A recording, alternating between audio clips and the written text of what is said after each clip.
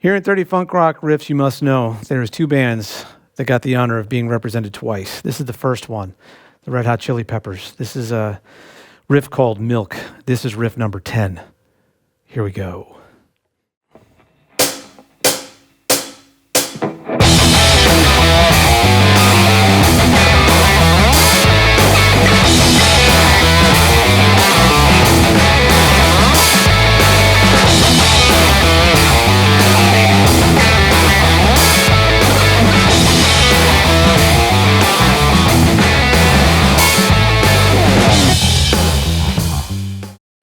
Milk is a 4-bar, massive funk rock riff in E minor. This is going to do something unique with E minor. We're not going to be in the sweet spot. We'll be back there. But in this case, we're going to be doing something different. This is pre-90s Red Hot Chili Peppers, before they became monstrous rock stars. This was the last really nasty, funky record they did. Well, I take that back. Blood Sugar Sex Magik was plenty funky. But this one had the thing. It was just the Red Hot Chili Peppers at their best when they were loud and obnoxious. And this was the first record where the great John Frusciante first started playing for them. He was 18 when he recorded this record. So, and you could tell this is a riff written by an 18-year-old, and it's awesome. This is going to kind of lean towards a Dorian thing. I mean, actually, it's 100% a Dorian thing. So what you're doing here is you're playing this, you're coming off those E mutes and playing, I think of it as an A major chord here. I'm just playing that little dyad fragment. And I'm going back and forth between.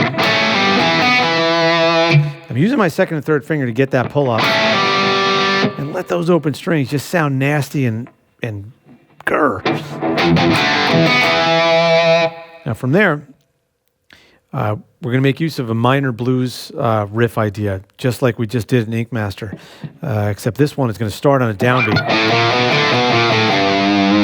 But it's going to end on that flat third, just like Ink Master did when we were doing the first descending part.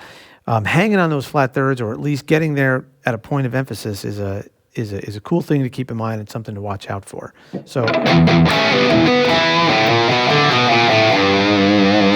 now, that one, of course, doesn't get to ring like that. We roll right back into the palm mutes. Make sure those palm mutes are just that, and they only happen there. Everything else is wide open. That's one of the coolest parts about this. Not really a lot of scratching. There's not really a lot of anything to hide behind.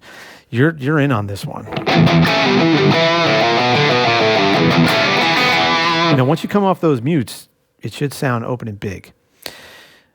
Now, all that open position E minor stuff going on gets this. You're going to come up here and play second inversion A. I'm using my third finger to do it. I could use my first finger. It all depends on how you want to mute, because that's the key here, because you're really digging in. So I'm using my first finger to mute. If you decide to use, say, something like this, where you come over, and this may be what John did when he was playing it, you're going to need to bring your thumb over to cut out the low E string while your first finger touches the fifth string, or your thumb does the job of both muting out both of those. Depends. I like doing this. Now, don't think that I'm playing a full A chord. I'm not fretting that root. I'm only playing those three notes on the 4-3-2 string set. And I will come back to that at the end without chopping it up like this. The last time is just, but both times you come up and slide it. Whether you play through or chop it up a little bit. That slide actually makes a difference. Those little nuances in these funk rock riffs make a difference.